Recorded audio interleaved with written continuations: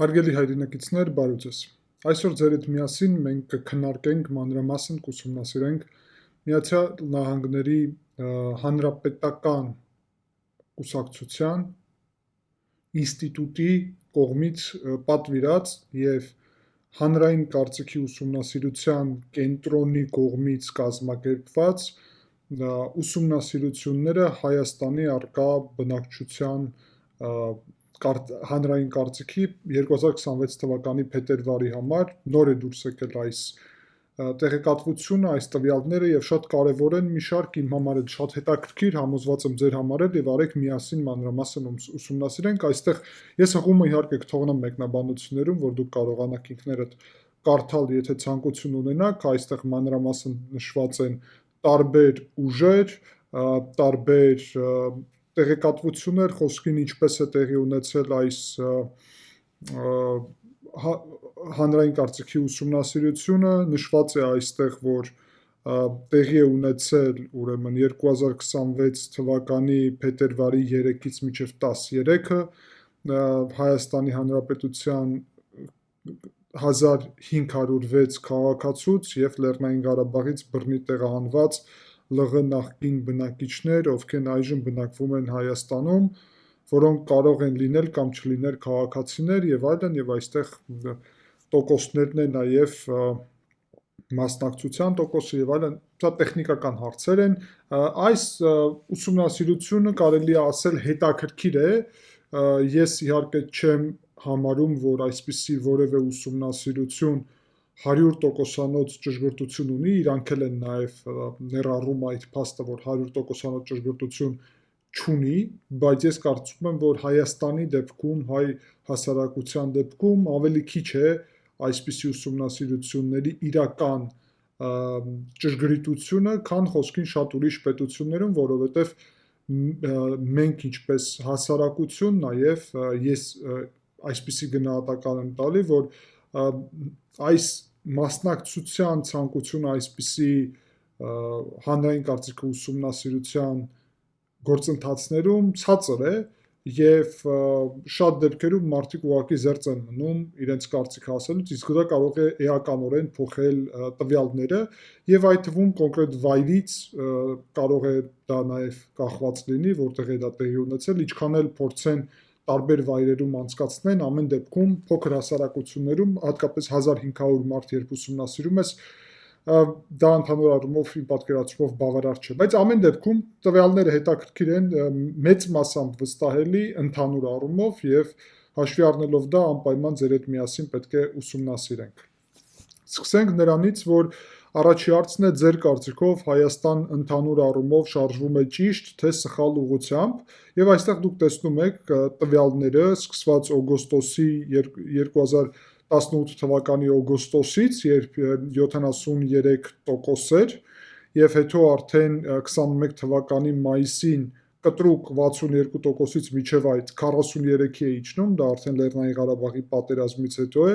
եւ տեսնում եք, որ հաջորդ մի քանի տարվա ընթացքում մինչև 31% է նույնիսկ նվազում։ Այս պահի դրությամբ կարելի է ասել, որ փետրվարի այս տվյալներով 47% է ճիշտ ուղղությամբ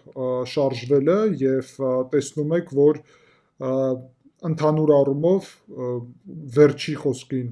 այդպիսի ուսումնասիրության հետ համեմատ հունիս 2025 լուրջ աճել է, 11%-ով աճել է Հայաստանի ճիշտ ուղղությամբ շարժվելը, դա իհարկե կապ ունի նաև, ինչքանով մենք տեսնենք, Վաշինգտոնում ստորագրված փաստաթղթով, խաղաղության եւ այդ խաղաղության օրակարգով, այսինքն դրանում ունենք դրական դինամիկա, այստեղ տարիքային խմբերը կան, նաև երևում է այստեղ, որ խոսքին 56 տարուց ավելի բարձր մարդիկ ավելի են համարում, որ ճիշտ ուղղությամբ է Հայաստանը գնում, ավելի շատ, քան ավելի երիտասարդները, եւ խոսքին տղամարդիկ համարում են, որ ավելի ճիշտ ուղղությամբ է գնում, քան ուրեմն կանայք, Երևանում նաև մակարդակը մի փոքր ավելի քիչ է, 41% է, եթե համեմատում ենք ուրիշ քաղաքներում, ապա 47%, իսկ գյուղային շրջաններում 54%, սա նաև կարևոր ցուցիչներ են։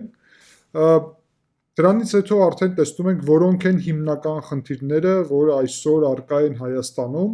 եւ առաջի եւ երկրորդ տեղերն ենք այստեղ տեսնում, այս մուգ գույնով նշվածը առաջի տեղն է, իսկ ավելի բաց գույնով նշվածը երկրորդ տեղը, մոտավորապես այսպես, եւ ուրեմն 15%-ը համարում է առաջի տեղն է տվել ազգային անվտանգության եւ սահմանային խնդիրներին, երկրորդ տեղը արդեն զբաղեցնում է, ընդհանուր առումով 21%-ն է դա համարում, տնտեսություն եւ տնտեսական ոլորտը 18%, դրանից հետո նաեւ տնտեսություն, կյանքի գին եւ բարձր գներ 11%, դա էլ տնտեսության մաս կարելի է համարել, ցածր աշխատավարձ 9%, դա էլ է նույն տրամաբանությունից, ցածր թոշակներ 8%, խաղաղության բացակայություն 8%, աղքատություն 7%, դպրոցների խնդիրներ 7%, տարածաշրջանային անվտանգություն 7% եւ դրանից հետո տեսնում եք այստեղ նվազում են տվյալները։ Ամեն դեպքում պետք է ասել կարևոր փոփոխություններն են։ Տեսեք, հունիս 25-ի հետ եթե համեմատենք, հունիսին 44%-ներ համարում, որ ազգային անվտանգության եւ սահմանային խնդիրները առաջնահերթություն են, եւ հիմա 44-ից նվազել է մինչեւ 21, այսինքն Վաշինգտոնի այդ փաստաթուղթը եւ խաղաղության օրակարգը բերել է կտրուկ փոփոխության եւ մարդիկ հիմա սահմանային խնդիրների եւ անվտանգության առումով շատ ավելի իրանց ապահով են զգում։ Դրա փոխարեն աճել է մի փոքր, տեսնում եք 14-ից մինչև 18%, տնտեսության հետ կապված խնդիրները, կյանքի գնի հետ կապված հետո 11% է այդտեղ, ցածր աշխատավարձը 9% եւ ցածր թոշակները 8%։ Այսինքն, երբ քաղաքացիները հիմա հանգիստ են, որ սահմանում լարվածություն չկա, պատերազմական իրավիճակ չկա, մարդիկ սկսում են մնացած խնդիրներ փնտրել, թե ինչ խնդիրներ էլի ունեն, եւ իհարկե երկրորդ տեղն է զբաղեցնում տնտեսական խնդիրները, եւ մարդիկ հստակ ասում են արդեն տնտեսություն, գործազրկություն, կյանքի գին, բարձր գներ, ցածր աշխատավարձ եւ այլն, թոշակ ցածր։ Այսինքն հասկանում ենք սա, նաև ինչ տեղեկատվություն է մեզ տալիս։ Տրամաբանական է, բայց արդյոք սա նշանակում է, որ վատթարացել է կյանքի որակը, ոչ, ուղղակի մարդիկ հիմա խաղաղության հարցի փոխարեն հետաքրքրված են տնտեսական հարցերով, որտեղ խաղաղության հարցի ուղղությամբ 43, 41, 44-ից իջանք 21, ինչը հիանալի տվյալ է։ Այստեղ տվյալները երևում են նաև ուրեմն տեսնում եք տարբեր խմբերով է այստեղ նշված, ազգային անվտանգությունը, տնտեսության հարցերը եւ այստեղ շատ լավ, որոշ չափով վատ, շատ վատ իրավիճակը, այսինքն ինչպես եք տեսնում այս կառավարության կողմից այդ խնդրի կարգավորումը, տեսնում ենք, որ ազգային անվտանգության առումով, ընդհանուր առումով տվյալները մեծ մասամբ այստեղ կան դրական կամ բացասական նաև հատվածներ, տեսնում եք, խոսքին 12-ը շատ դրական է համարում, 32-ը շատ բացասական, 29-ը որոշ չափով լավ, իսկ 25-ը որոշ չափով վատ։ Խաղաղության ուրեմն բացակայության առումով ամենալավ առաջընթացն է երևում, 31% այստեղ շատ լավ է գնահատում իշխանությունների գործունեությունը, 45%-ը որոշ չափով լավ է գնահատում։ Ակնհայտ է եւ հիմա հասկանալի է ինչու քաղաքացիական պայմանագիրը ընտրել է խաղաղության օրակարգը ինչպես գլխավոր իր նաև նախընտրական օրակարգ, որովհետև ամենալավ արդյունքները քաղաքացիական պայմանագիրը ապահովել է հենց խաղաղության ոլորտում ըստ այս նաև հանրային կարծիքի ուսումնասիրությանը, տեսնում եք, մնացած ոլորտներում էլ ընդհանուր առումով խոսքին տնտեսությունում էլ շատ լավ չի գնահատվում, բայց որոշ չափով լավ գնահատվում է ընդհանուր առումով եւ մնացած հատվածներում էլ տեսնում եք իրավիճակը ուրեմն ինչպես ընդդիմությունը կկարողանա փորձել կարգավորել այդ խնդիրները եւ այստեղ խոսքին ընդդիմության ոլորտում ազգային անվտանգության առումով կարելի ասել, եթե համեմատեք իշխանության հետ 5% է այստեղ 12, 24 եւ 29, այստեղ տեսնում ենք տնտեսության ոլորտում, որ պակաս են թվերը, շատ լավում է 6, այստեղ 4%, հույս ունեն խոսքին, գիտեք, ընդդիմության գլխավոր թեզը վերաբերվում է հենց աշխատատեղերի հարցին եւ այլն, եւ այդ առումով կարող է մարդիկ հույս ունեն, բայց շատ փոքր տոկոս է իրականում այդ տարբերությունը։ Պետք է ասել, թե այո, տնտեսական առումով է նաեւ այստեղ ընդդիմության փոքր առավելությունը, խաղաղության բացակայության ուղղությամբ ընդդիմության հույսը չկա այստեղ, եւ դա շատ կարեւոր է, տեսնում ենք, որ մարդիկ բացասական են գնահատում նաեւ այստեղ ընդդիմության հնարավորությունը խաղաղությունը ապահովել, դա նաեւ շատ կարեւոր է։ Եվ այսպես շարունակում ենք եւ այստեղ նույն բաներն են ավելի մանրամասն նշված այստեղ, որոնք են ամենակարևոր երկու խնդիրը ձեր եւ ձեր ուրեմն տնային տնտեսության, դա նկատի ունեն տունը կոնկրետ, այդտեղ տեսնում ենք նաեւ փոփոխությունները, տնտեսական հարցերը նվազել են մի փոքր, ցածր աշխատավարձը նաև նվազել է եւ աղքատությունը տեսնում ենք, որ այստեղ արդեն նշվում է ինչպես ավելի մեծ խնդիր, 10%-ն է նշում դա, հետաքրքիր են այս տվյալները իրականում եւ խոսում են, տեսեք, ցածր աշխատավարձերը նաև նվազել են, այսինքն ընդհանուր Հայաստանը ունի բարելավում ոլորտներում, բայց աղքատության խնդիրը դեռ մնում է, բայց մարդիկ համարում են, որ նայած ինչի է սա համեմատում, մարդիկ արդեն սկսում են իրենց կյանքը համեմատել միջին եվրոպականի հետ եւ այդ դեպքում իհարկե աղքատությունը խնդիր է մնում։ Այսինքն այդ առումով իմ պատկերացումը, որովհետև եթե տեսնում ենք գործազրկությունը եւ այլն, այստեղ փոքր բարելավումներ կան։ Որ քաղաքական գործչին եք ուրեմն ամենից շատ վստահում, իսկ որն է երկրորդ ամենավստահելին ձեր համար։ Նիկոլ Փաշինյանը այստեղ 18% ունի աջակցություն, առաջի ուրեմն պատասխանը Նիկոլ Փաշինյանն է, երկրորդ պատասխանը 2%, ընդհանուր առումով 20% աջակցություն, Սամվել Կարապետյանը 6% առաջի պատասխան, 4% երկրորդ պատասխան, 10% վստահություն, Ռոբերտ Քոչարյանը 3-2 ընդհանուր 5%, Գագիկ Ծառուկյանը 4%, Արարատ Միրզոյանը 4%, Արամ Զավենի Սարգսյանը 3%, Ալեն Սիմոնյանը 3%, Արման Թաթոյանը 2%, Գուրգեն Սիմոնյանը 2%, այլ քաղաքական գործիչներ 16%, ոչ ոք 48% եւ դժվարանում եմ պատասխանել կամ հրաժարվում եմ պատասխանելուց 9%։ Ուրեմն հարգելի այրնակիցներ, իհարկե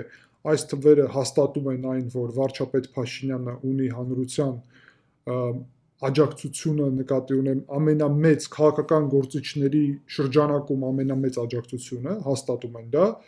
Երկրորդ տեղում, որ ես արդեն գնահատականը կտամ իհարկե իմ, որովհետև սա մեր հարթակն է ձեր հետ միասին, որտեղ որ մենք նաև քննարկում ենք շատ հարցեր, ռուս օլիգարխ Սամվել Կարապետյանը կարողացել է, չնայած նրա որ արհեստական բանականությունով է խոսում հայ ժողովրդի հետ, իր ֆինանսական ռեսուրսների շնորհիվ փաստացի ստեղծել այն կերպարը, որի միջոցով ունի մարդկանց մի շարք մարդկանց աջակցություն եւ իրոք 10%-ը այստեղ դա իմ պատկերացումով շատ վտանգավոր թվեր են, վտանգավոր այն առումով, որ ուրեմն ռուսական այդ հիբրիդային ծրագիրը այդ առումով ինչ որ հաջողություններին կարողանում է հասնել։ Ռոբերտ Քոչարյանի, Գագիկ Ծառուկյանի այդ տոկոսները իհարկե որ ցածր են, իմ համար հասկանալի է, Արարատ Միրզոյանի տոկոսը ես կավելացնեի, կմիավորեի Նիկոլ Փաշինյանի տոկոսի հետ, ինչպես նաև Ալեն Սիմոնյանի, եւ դա կդարձնի արդեն Նիկոլ Փաշինյանի տոկոսը 27%, եւ Արամ Զավեն Սարգսյանի, պարոն Սարգսյանը առանձին քաղաքական գործիչ է, բայց ընդդիմադիր դաշտում, բայց նաև շատ դեպքերում վարչապետին աջակցում է, դա էլ պետք է հաշվի առնել։ Արման Թաթոյանը այդ ընդդիմադիր գործիչների հետ միասին է, եւ Գուրգեն Սիմոնյանը նաև առանձին անկախ քաղաքական գործիչ է, ինչքանով հասկանում եմ, ոչ ընդդիմության հետ է, ոչ էլ իշխանությունին է աջակցում։ Այս տվյալները իրականում խոսում են նրա մասին, որ մենք նորից կարող է հայտնվենք ուրեմն քաղաքացիական պայմանագիր եւ ռուսական գործակալական ցանց այդպիսի իրավիճակում, այսինքն այս տվյալները մեզ չեն տալի հույս, որ խոսքին ընդդիմությունը կարող է ձևավորել առնվազն այս թվերի հիմքի վրա չեմ կարող ասեմ, որ կարող են ձևավորել առանձին այդպիսի ներկայություն ազգային ժողովում եւ ըստ այս թվերի ազգային ժողովում կլինի Նիկոլ Փաշինյանը եւ իր քաղաքական ուժը եւ ենթադրում եմ Սամվել Կարապետյանը եւ իր քաղաքական ուժը, մնացածը կլինեն թե ոչ, դա հարց է իրականում։ Ամենասարսափելին այստեղ ոչ ոքն է, 48% համարում են, որ այդ ուղղությամբ մեծ անելիք ունենք առհասարակ, հարգելի հայրենակիցներ, որ պետք է վստահությունը վերականգնել հանրության։ Սա նաև շատ բանի մասին է խոսում։ Իհարկե, խոսում է նրա մասին, որ վարչապետ Փաշինյանը ունի աջակցություն, բայց նաև որ իր գործունեության հետ կապված հատկապես տնտեսական կառավարության էֆեկտիվության դրա մասին կխոսենք մի փոքր ավելի ուշ, հարցեր հանրությունում իրոք կան, բայց դա իհարկե չի նշանակում, որ ուրեմն ուրիշ որևէ այստեղ ուժ, այս թվում ռուսական գործակալական ցանցը ունի հնարավորություն հաղթելու։ Իհարկե չի դա նշանակում։ Այստեղ տեսնում ենք, որ տարիքային խմբերը եթե նայենք, ապա հետաքրքիր է, որ Նիկոլ Փաշինյանին երիտասարդությունում 7% է աջակցում, մոտավորապես միջին հասակի 20%, իսկ բարձր հասակի 32%, Սամվել Կարապետյանի դեպքում այդ տարբերությունը չկա, Ռոբերտ Քոչարյանի դեպքում էլ չկա, Գագիկ Ծառուկյանի, Արարատ Միրզոյանում էլ այստեղ էլ տեսնում ենք տարբերությունը ոչ այդքան մեծ է, բայց ոչ ոքի դեպքում տեսնում ենք, որ երիտասարդներն են ամենաշատ, ում չի հետաքրքրում առհասարակ քաղաքական գործընթացները եւ գնալով հետո նվազում է այդ թիվը, այսինքն գլխավոր խնդիրը այն է, որ երիտասարդության մեծ մասը ուղղակի չի հետաքրքրված քաղաքական գործընթացներով, ինչպես դա երևում է։ Որքանով եք գոհ կամ դժգոհ հետևյալ կառույցների աշխատանքից, զինված ուժեր 37% շատ, ուրեմն լիովին գոհ եմ եւ ավելի շատ գոհ եմ 34, այսինքն առաջ տեղը զբաղեցնում է զինված ուժերը, երկրորդ տեղը հայ առաքելական եկեղեցին, այստեղ ուղղակի հաշվի առեք, որ եկեղեցու մասին է խոսքը, այլ ոչ թե եկեղեցի առաջնորդների, դրա մասին առանձին այստեղ կան տվյալներ մի փոքր ավելի ուշ, մարզպետարանները նաև տեսնում ենք, որ դրական է ոստիկանությունը եւ թիմ տեղի ինքնակառավարման մարմինները, զինված ուժերի ղեկավար կազմը, ԱԱԾ-ն, տեսնում ենք, այո, նախարարությունները եւ գնալով նվազում է, նախարարությունները նվազել է, մարդու իրավունքների պաշտպանի գրասենյակն է այստեղ ցածր, տեսնում ենք դատախազությունը, տեսնում եք նաև, որ համեմատաբար ցածր են եւ դատարանները, ազգային ժողովը ամենացածրն է, սա սարսափելի է, որ այսքան ցածր է ազգային ժողովի վարկանիշը եւ այսքան բարձր է բացասական գնահատականը, հա։ Զինված ուժերի ուղղությամբ նայենք 2019 թվականի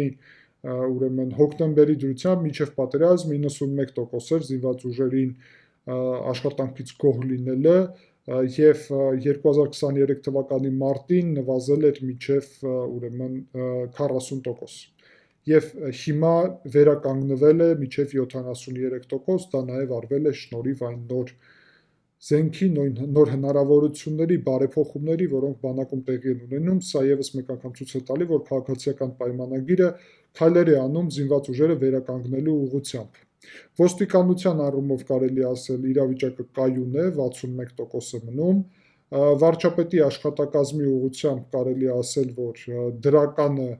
80 եւ 70%-ը նվազել է մինչև 46%, մարդու իրավունքների պաշտպանի ուղղությունով էլ դրականը 68%-ից իջել է մինչև 46%, դատարանները ընդհանուր առումով մնացել է նույն աստիճանին, մոտավորապես 40%, բայց մի փոքր բարելավում կա, կարելի ասել այստեղ, որտեղ միջև այդ եղել է ժամանակ 20% էլ է եղել եւ բարելավել է իրավիճակը։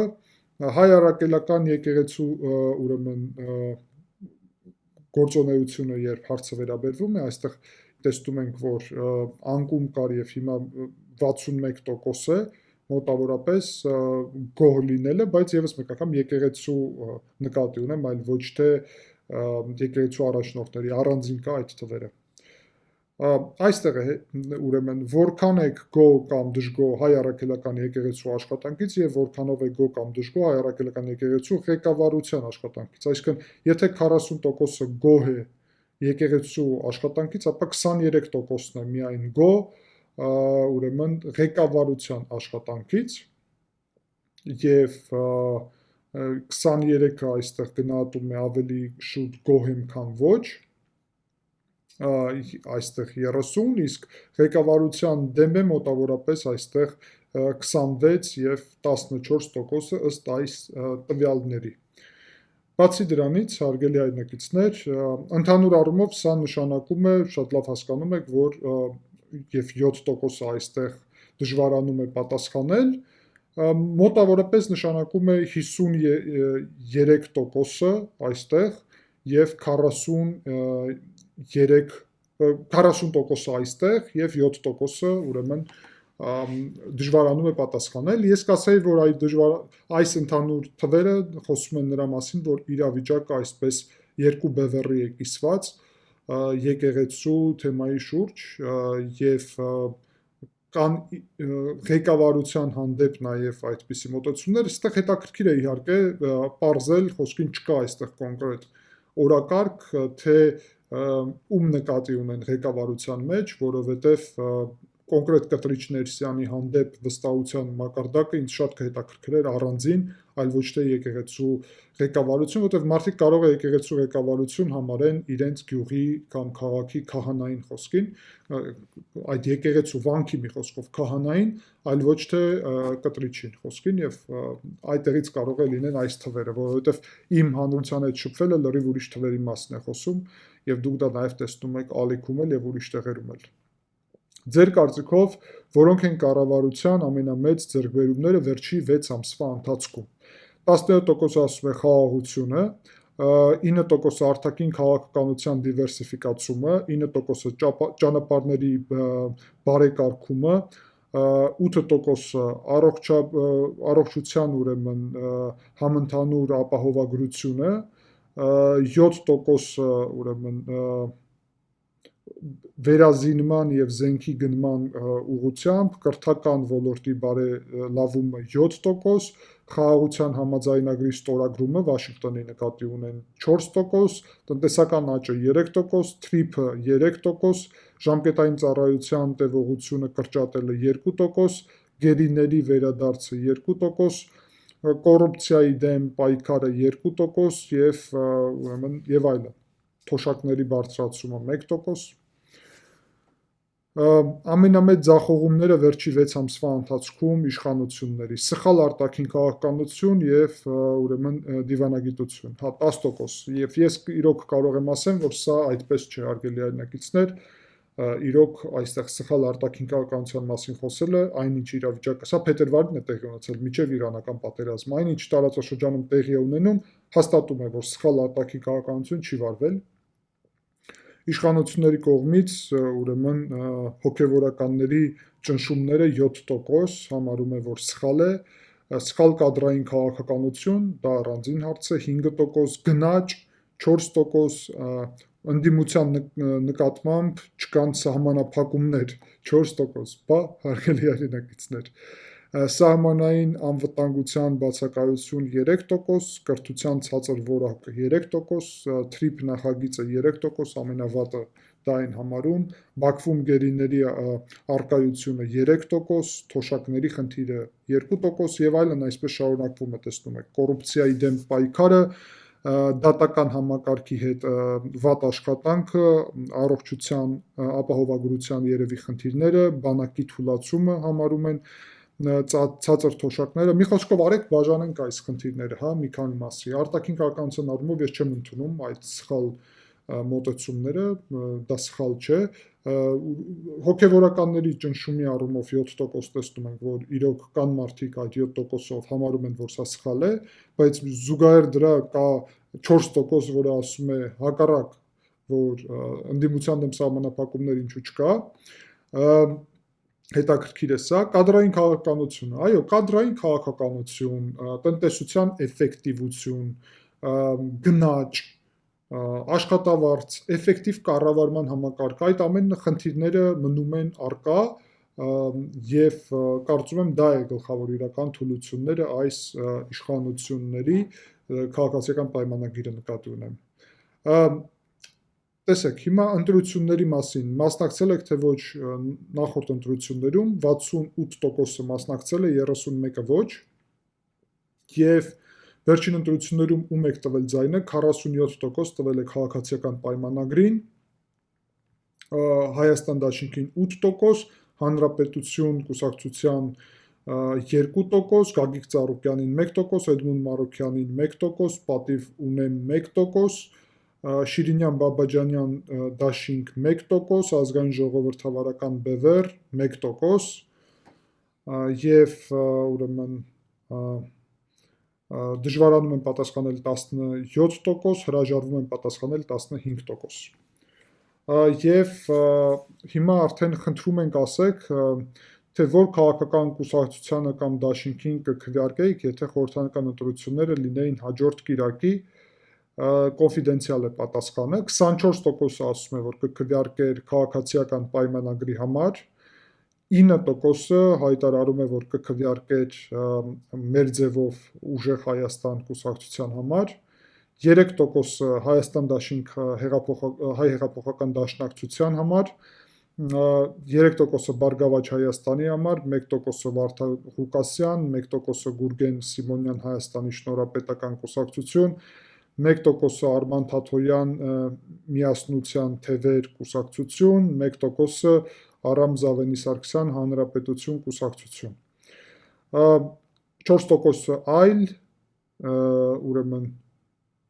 կփչացնի քվեաթերթիկը 5%, չի մասնակցի քվեարկությանը 8%, չի որոշել դեռ, դժվարանում է պատասխանել 30%, հրաժարվում է պատասխանել 9%։ Այստեղից նաև տեսնում ենք, որ երկու ուժ է անցնում ազգային ժողով, դա քաղաքացիական պայմանագիրն է եւ մեր ձևով ուժեղ Հայաստանը փաստացի, մնացածը շատ ավելի քիչ հավանականություն ունեն խորհրդարանում, որ հայտնվեն։ Եվ տարիքային այստեղ արդեն տարբերությունները կան, դա նաև հետաքրքիր է, բարձր տարիքի մարդիկ մենք տեսնում ենք այստեղ, որ աջակցում են ավելի Նիկոլ Փաշինյանին, եւ տարիքի այդ տարբերությունը զգացվում է, նաև քաղաքները եթե տեսնենք, ապա ուրեմն գյուղի հատվածները եւ քաղաքային հատվածները ավելի շատ են աջակցում Նիկոլ Փաշինյանին, Երևանը ավելի քիչ, մեր ձևով ուղղությամբ մի փոքր Երևանը առավելություն ունի, մնացած կուսակցություններում մեծ տարբերություն չի զգացվում նաև այստեղ։ Խնդրում եմ ասեք, թե որ քաղաքական կուսակցության կամ դաշինքին կքվեարկեիք, եթե խորհրդարանական ընտրությունները լինեին հաջորդ կիրակի, հիշեցնեմ, որ ձեր ձայնը կոնֆիդենցիալ է եւ այստեղ ընդհանուր առումով արդեն ուրիշ տվյալներ են գալի, շատ հավանական եւ այլն այդ տրամաբանությամբ մանրամասն արեք շատ չխորանանք այս մանրամասների մեջ, որևէ բան դա մեզ չի տալիս, ինչու չեք մասնակցում ընտրություններում, չեմ վստահում որևէ կուսակցության կամ առաջնորդին 20%, իմ քվեն միևնույն է նշանակություն չի ունենա 13%, ես վստահություն չունեմ ընտրական գործընթացների նկատմամբ 12%, ընտրությունները ինձ համար կարևոր չեն 11%, կուսակցություններից կամ դաշինքներից ոչ մեկը ինձ չի ոգեշնչում, չկա ցանկություն մասնակցելու եւ այլն, մի խոսքով իհարկե չեմ կարծում, որ սա ճիշտ մոտեցում է չմասնակցել ընտրություններում, բայց այն, որ չեմ վստահում որևէ քաղաքական ուժին առաջի տեղն է զբաղեցնում, եւս խոսում է նրա մասին, որ խնդիր կա այդ ուղղությամբ, հարգելի այրնակիցներ, եւ այդ խնդիրները լուծելը պետք ապագայում, որ քաղաքական գործիչների հանդեպ վստահություն չկա, քաղաքական կուսակցությունների հանդեպ վստահություն չկա, դա առանձին խորքային խնդիրներ եւ հարցեր են։ Հիմա հետաքրքիր է այստեղ որքանով է կարևոր կամ անկարևոր հետևյալ հարցերին յուրաքանչյուր ձեր քվեն որոշման համար, բանակին վերաբերվող հարցեր 92%, առողջապահություն 83%, տնտեսություն 82%, արտաքին քաղաքականություն 81% եւ սոցիալական պայմաններ։ Հետաքրքիր են իհարկե այս տվյալները, փորձենք նաև մանրամասն շրջաններով ուրեմն չքվեարկենք սա եւ չնայենք հետեւյալ երկրներից, որոնք են համարվում առավել կարևոր քաղաքական գործընկերներ Հայաստանի համար։ Ռուսաստանը, 43%, ԱՄՆ-ն 42%, Իրանը 34%, Եվրոպական միությունը 29%, Ֆրանսիան 27%, Չինաստանը 21%, Վրաստանը 18%, Հնդկաստանը 6%, Միացյալ Թագավորությունը 4%, Ղազախստանը 3%, Թուրքիա 3%, Ադրբեջանը 2%, Ուկրաինա 2%, այլ 2%, եւ այստեղ նաեւ ուրեմն տեսնում ենք փոփոխությունը, հետաքրքիր է, խոսքին այս դեպքում մենք տեսնում ենք սպառնալիքների մասին նաև տվյալները եւ սպառնալիքները 80% համարում է, որ Ադրբեջանն է սպառնալիքը, 69% Թուրքիան, 29% Ռուսաստանը, 10% ԱՄՆ-ն, 6% Վրաստանը, 4% Իսրայելը, 3% Եվրոպական միությունը, 3% Ուկրաինան եւ այլն այստեղ եւ սպառնալիքների այստեղ նաեւ տոկոսներն եք տեսնում, Ադրբեջանի տվյալները եւ այստեղ տեսնում ենք նաեւ բոլոր այդ պետությունների տվյալները, թե ինչպես են փոխվել այդ տվյալները ընդհանուր առումով եւ եթե համեմատենք, ապա առաջ տեղը սպառնալիքների եւ ուրեմն գործընկերների թվերը եթե նայենք, առաջի տեղը Հայաստանն է, կներեք, ԱՄՆ-ն է զբաղեցնում 33 ուրեմն այսպես հաշվարկված աջակցության մակարդակով, երկրորդ տեղը Իրանը, զարմանալի է մի փոքր, բայց ամեն դեպքում հա, Իրանը Հայաստանի համար իհարկե գործընկեր է, բայց իրավիճակը հաշվի առնելով շատ մոտ է ԱՄՆ-ին, դա իմ համար խնդրահարույց է, Ֆրանսիան 26%, Եվրոպական միությունը նաև 26%, լավ թվեր են, զարմանալի է, որ խոսքին այստեղ Հնդկաստանի թիվը այստեղ չի երևում, կարծես, ոչ, եւ դա զարմանալի է, անկեղծ ասած, տեսնենք հիմա այստեղ ուրեմն հետևյալ երկրներից, որոնք են համարվում առավել կարևոր քաղաքական գործընկերներ Հայաստանի համար, համեմատենք, ապա տեսնում ենք, որ Ռուսաստանը 50%-ից իջել էր 34-33, հիմա դարել է 43, ԱՄՆ-ն 52%-ից աճել էր 56, հիմա իջել է մինչև 42, զարմանալի է, Եվրոպական միությունը 36-ից 29% է, Ֆրանսիան 75-ից նվազել է մինչև 27, դա նաև զարմանալի է իմ պատկերացումով, եւ Չինաստանը ընդհանուր առումով նաև նվազել է, աճ միայն վերջի թվից միայն փաստացի ունի Միացյալ Նահանգները։ Եվ այստեղ արդեն վտանգների ուղղությամբ տեսնում ենք, որ Ադրբեջանից վտանգները 93-ից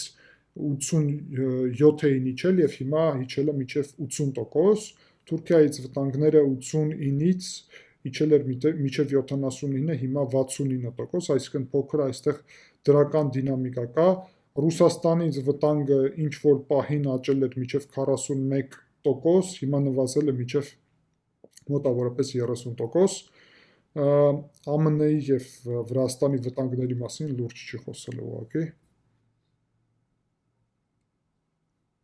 Եվ հետաքրքիր է սա իհարկե, ինչպիսին պետք է լինի մեր երկրի արտաքին քաղաքականության ուղղությունը։ Միայն Եվրոմիություն եւ Արևմուտք ուրեմն համարում էր 20%, հետո 14, հետո 10, հիմա 17, Արևմուտք, բայց պահպանել հարաբերություններ Ռուսաստանի հետ 32% չի փոխվել, Ռուսամետ, բայց պահպանել հարաբերությունները Արևմուտքի հետ, այդտեղ տեսնում ենք, որ 20, 26, 24%-ներ էին եւ միայն ռուսամետ 6, 8, 9%, հետաքրքիր է, ռուսամետ մոտեցումները նույնիսկ մի փոքր աճ են արձանագրել Հայաստանում, զարմանալի անկեղծ ասած, եւ այստեղ տեսնում ենք տարիքի թվերը, խոսքին ռուսամետ ավելի շատ բարձր տարիքի մարդիկ են, ակնհայտորեն, իսկ երիտասարդներում տեսնում ենք ավելի արևմտամետ մոտեցումներ, բայց նաև մեծ տարիքի մարդկանց մոտ նաև։ Եվ ռուսամետ մոտեցումները տեսնում ենք գյուղի բնակչությունում, իսկ Երևանում պակաս ռուսամետ մոտեցումներ կան, դա նաև հետաքրքիր է։ Այստեղ նաև հետաքրքիր է ձեր հետ միասին, որ ինչպիսին պետք է լինի մեր երկրի արտաքին քաղաքականության ուղղությունը, տեսնում ենք եւ կուսակցության ուրեմն նախընտրելիություն, տեսնում եք Նիկոլ Փաշինյանը 28-45 այսպես են համարում, այսինքն բալանսավորված այս քաղաքականությունը եւ արևմտյան ուղին կարողացել է հենց Նիկոլ Փաշինյանի եւ քաղաքացիական պայմանագիր զբաղեցնել, մեր ձևովը մեծ մասամբ ռուսամետ է համարվում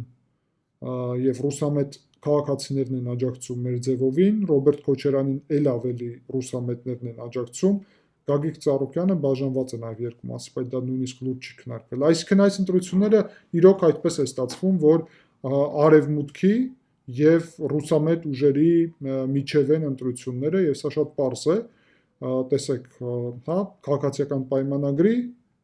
թվերը եւ մեր ձևով եւ դաշնակցության թվերը Եվրոպական միության ուղղությամբ հետաքրքիր է դուք դեմ եք թե աջակցում եք Հայաստանի հնարավոր անդամակցության Եվրոպական միությունում 33%-ը լիովին աջակցում է, 39%-ը մասամբ աջակցում են, 10%-ը դեմ են, 14%-ը մասամբ դեմ են, այսինքն մենք այստեղ ունենք ուրեմն 72%-անոց աջակցություն Եվրոպական միությունում անդամակցության, դա շատ հետաքրքիր եւ լավ թիվ է եւ թիվը կարելի ասել մի փոքր ավել է Երևանում։ Եվրոպական միության այս օրակարգը եթե տեսնենք, ապա սեպտեմբերի 24-ին 58 էր, հիմա 51 է, դրական է, պահպանվում է, որևէ բան չի փոխվել այստեղ եւ դեմ լինելու իրավիճակն էլ այստեղ մեծ փոփոխություններ չունի իրականում։ Քաղաքացիական պայմանագիրը ընկալվում է ինչպես Եվրոպամետ ուժ, իսկ մեր ձևովը եւ Հայաստան դաշինքը ինչպես հակաեվրոպական ուժ, դա էլ հետաքրքիր է եւ փաստ է։ Եվրոպական միությունում միանալու վերաբերյալ կարծիքները տեսնում ենք նաև այստեղ հետաքրքիր թվերը, անցնում ենք առաջ, որն է ձեզ Եվրոպական միության միանալու հիմնական առավելությունները, տնտեսությունը, շատերը համարում են տնտեսությունը, անվտանգությունը, նվազել է անվտանգության, որովհետև ընդհանուր անվտանգության իրավիճակն է բարելավել, դրամայել նվազել է, վիզայի ազատականացումը աճել է, որովհետև հիմա արդեն այդ թեման ակտիվ քննարկվում են եւ այլն։ Եթե առաջիկա կիրակի անցկացվեր Եվրոպական միությունում Հայաստանի անդամակցության հանրաքվեն, ապա ինչպես կքվեարկեիք, 51%-ը կքվեարկեր կողմ, ուրեմն 13%-ը կքվեարկեր դեմ, 32%-ը չէր քվեարկի, տեսնում ենք այստեղ էլ տարբերությունը, եւ 13%-ը, ուրեմն 22%-ը ասում են նրանք հուսալի գործընկեր չեն լինի, ազգային արժեքների վատ թարացում կլինի 15%-ն այդտեղից, այդ 13-ից 15%-ը, հայկական ընտանեկան նորմերի վատ թարացում, սա ռուսական պրոպագանդան է, բացի դրանից ազգային արժեքների վատ թարացում, հասկանալի է մի խոսքով, Ռուսաստանին ուրեմն զայրացնելու խնդիր են տեսնում սրանում եւ այլն, արտագաղթ, ռուսական պրոպագանդան է մեծ մասով այստեղ եւ վստահելի գործընկերներ չեն, դա առանձին հարց է։ Թրիփ հետաքրքիր է։ Ինչպես է գնահատում Թրիփի ծրագիրը։ Լիովին աջակցում եմ 24%, ուրեմն մասամբ աջակցում եմ 20%, դա 44 է ընդհանուր անումով անում, կտրուկ դեմ եմ 34% եւ մասամբ դեմ եմ 13%, այսինքն 47% մոտավորապես դեմ է այս ծրագրին։ Այստեղ եւս եթե տեսնում ենք տարիքով, ապա երիտասարդները ավելի քիչ են աջակցում այս ծրագրին եւ ավելի դեմ են, տարիքով մեծերը շատ ավելի շատ են աջակցում եւ պակաս դեմ են սրանից։ Երևանում ավելի շատ դեմ են, քան շրջաններում, դա նաև շատ բանի մասն է խոսում, հա, հարմար է Երևանից դեմ լինել, գնացեք սահմանամերձ շրջաններում եւ դեմ եղեք խաղաղության ծրագրից, լրիվ ուրիշ իրավիճակ է այդտեղ։ Քաղաքացիական պայմանագիրը այստեղ էլ տեսնում ենք, որ 61%, այսինքն ասոցացվում է TRIP-ի հետ իհարկե, մեր ձևով եւ ՀՅԴ-ն ոչ, հակառակը։ Եվ ուրեմն որն է ձեզ TRIP իրականացման հիմնական թերությունները եւ այստեղ բացասական ազդեցություն տնտեսության վրա զարմանալի է դա, ինչպես թշնամի երկրների քաղաքացիների ազատ մուտք Հայաստան, դա TRIP-ի հետ ուղղակի կապ չունի, ազատ մուտքը Սյունիքի կորցնելու վտանգ, դա առանձին հարց է, բայց TRIP-ը նաև ապահովում է, որ դա չլինի։ Լրատվամիջոցներ եւ տեղեկատվական ստացման աղբյուրներ, հետաքրքիր է դա նաև, որքան եք հետաքրքրված քաղաքականությամբ առհասարակ, արեք դա նաև դիտենք, 18%-ը հետաքրքրված է եւ նաև 48-ն է հետաքրքրված, 24-ը կտրուկ ոչ, 10%-ը ավելի շուտ ոչ, ընդհանուր առումով, եւ տեսնում ենք տարիքը դրա մասին իրոք իմ ալիքի նաև տվյալներն են խոսում, որ ինչքան ավելի բարձր տարիք է, այդքան ավելի հետաքրքրված են մարդիկ քաղաքականությամբ, իսկ երիտասարդները պակաս են հետաքրքրված, դա նաև հետաքրքիր է։ Այստեղ նաև աղբյուրները, որտեղից են ստանում տեղեկատվությունը։ Հանրային ալիքը 24%-ն է եւ 6% երրորդ տեղը, 30% հանրային ալիքը, Արմենիան 20%, Շանթը 14%, 7% ազատությունը, 5-րդ ալիքը 6%, ուրեմն կենտրոնը 3%, News AM-ը 2%, հայկական երկրորդ հեռուստաալիքը 2%, Free News-ը 2%, այլ 17%, այո, տեսնում ենք այստեղ նաև տվյալները եւ թվերը, եւ հանրային ալիքը շատ մարդ է դիտում, ակնհայտ է դա Հայաստանում, տեսնում ես ճիշտ ուղղությամբ, սխալ ուղղությամբ, այստեղ ավելի մանրամասն տեղեկատվություններ են, հիմա սոցիալական ցանցերը որ հավելվածություններն են ուրեմն ամենաշատ օգտագործում քաղաքական տեղեկատվություն ստանալու համար, Facebook-ը 44 եւ 11, 55%, YouTube-ը 21%, Instagram-ը 16%, Telegram-ը 14%, TikTok-ը 7%, ես ուրախ եմ, որ TikTok-ը քիչ այստեղ տոկոսներ ունի Հայաստանում, հատկապես 2%-ը, YouTube-ը, որ աճում է, դա շատ կարևոր է եւ իմ պատկերացումով YouTube-ը շատ օգտակար է այդ առումով, շատ լուրջ դեր պետք է զբաղեցնի հենց YouTube-ը, տեսնում ենք, որ երկրորդ տեղն է զբաղեցնում YouTube-ը, դեմոգրաֆիայի ուղղությունով, հա, հետաքրքիր թվեր են այստեղ եւ ընդհանուր առումով սա առանձին հետո կարելի է դիտել, հարմար էլ չի այստեղ հիմա այսպես դիտել, ես հղումը կթողնեմ, ով հետաքրքրված է կարող է դիտել, եւ այսպես կարելի ասել դուք որևէ կուսակցության անդամ եք թե ոչ, 3%-ը ասում է այո, 96%-ը կներեք ասում է ոչ, Հայաստանի Հանրապետության քաղաքացի եք 98%-ը ասում է այո, եւ այո եւ ուրեմն Ղարաբաղից եք 1%, ոչ եւ Ղարաբաղից եք 1%, մոտավորապես այսպիսին են թվերը, հարգելի այրնակիցներ։ Ընդհանուր առումով կարճ ասեմ, որ այս թվերը խոսում են նաեւ լուրջ հնարավորությունների եւ լուրջ խնդիրների մասին, քաղաքացիական պայմանագրի ճիշտ քայլերը, որ ճիշտ են, ապացուցում են այս թվերը, իսկ այն հարցերը, որտեղ որ ես նաեւ շարունակում եմ քաղաքացիական պայմանագրին այս ընտրությունների համատեքստում չէ, որովհետև այստեղ այլ ընտրանք չկա քաղաքացիական պայմանագրի, այլ ընդգծել, որ քաղաքացիական պայմանագիրը ունի ուղղություններ, որտեղ որ շատ լուրջ աշխատանք պետք է վարվի, դա էլ նաև փաստ է, այն, որ ես կոչ եմ անում ընդդիմադիր գործիչներին, այս դեպքում այստեղ նշված խոսքին Արամ Զավենի Սարգսյանին, խոսքին Գուրգեն Սիմոնյանին, խոսքին այստեղ նշված չի, բայց հանրապետություն, կուսակցություն եւ այլն ավելի ցածր տոկոս ունեցող, որ միավորվեն եւ մեկ ուժով, դաշինքով գնան ընտրությունների, դա իմ պատկերացումով թվերը նաև ապացուցում են։ Այն, որ ռուս օլիգարխ Սամվել Կարապետյանը Իվանիշվիլի 2 ծրագիրը ամենամեծ վտանգն է, դա էլ հասկանալի էր իր ռուսական գումարների պատճառով, եւ ես դրա մասին այդ է պատճառը, որ հաճախ խոսում եմ եւ խոսելու եմ։ Եվս մեկ անգամ մենք տեսնում ենք, որ լավ բարելավումներ կան տարբեր ոլորտներում, դա չի նշանակում, որ քաղաքացիական պայմանագիրը խնդիրներ չունի,